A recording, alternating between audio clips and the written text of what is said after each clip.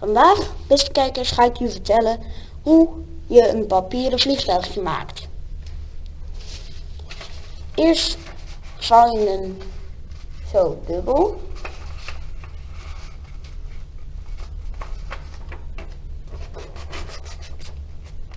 Zo. Dan vouw je hem weer open. Dan heb je dus dit. Dan vouw je dit punt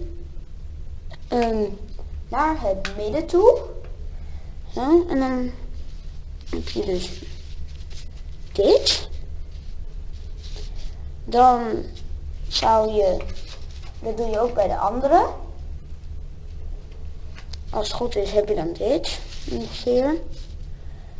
Dan vouw je hem nog een keer dubbel naar het midden. En bij de andere ook natuurlijk. En dan doe je nog een keer.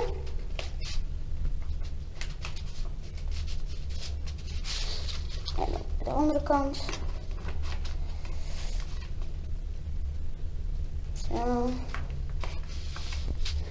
Zo. Nou, dan heb je dus dit.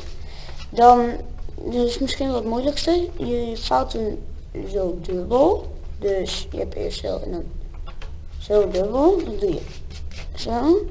En als het goed is, dan kan je deze zo openvouwen. En dan heb je dus je vliegtuigje.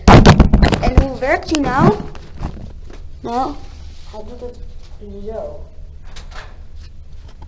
Klaar.